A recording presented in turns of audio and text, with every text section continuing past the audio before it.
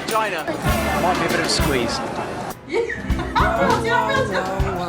This is probably the ultimate dining experience.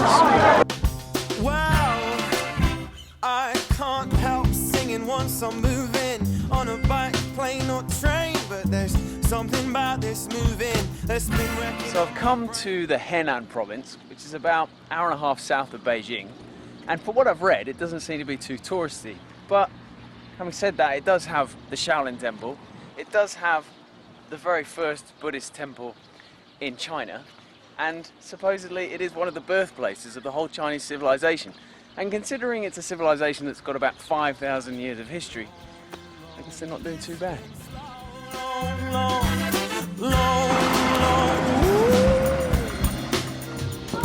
This is the first problem. How do I read the bus timetable? Taipei bus station's pretty busy. See what we can find. So today thought we'd go on a little trek to the Mount Shaoxi scenic area, and it would appear we might have bitten off more than we can chew, given the fact that the car park is right here, and the first thing we're going to do is climb about 1,000 steps. It's a pretty high bridge. Here, halfway up the mountain, you've got a delicious array of things. 多少钱? 6元2个. 谢谢. Now, after a hard day's trekking, it's really nice to be able to enjoy some sustenance.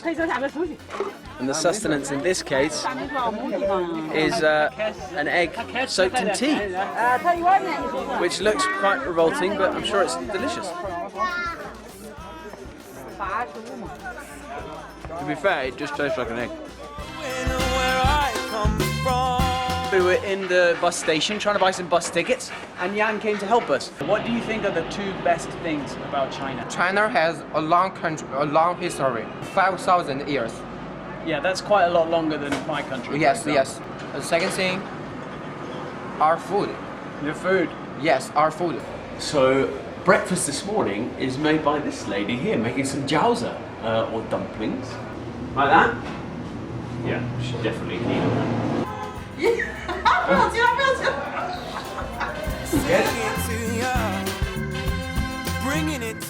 This is a Chinese love song that I know.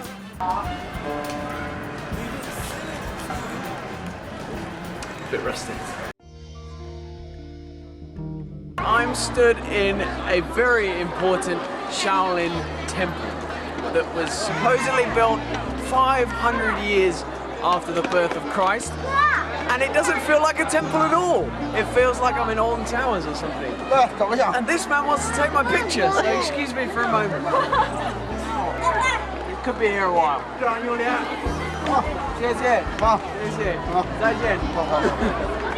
So that's what I mean, it's crazy here. It's like being in a theme park. I don't know, you just gotta kind of roll with it. You can see how much these Chinese people love food when you see how busy it is here in the night market. This is about the 4th one I've seen in the last week, and all of them are crazy busy and all full of Chinese. There's hardly any tourists here. They love it.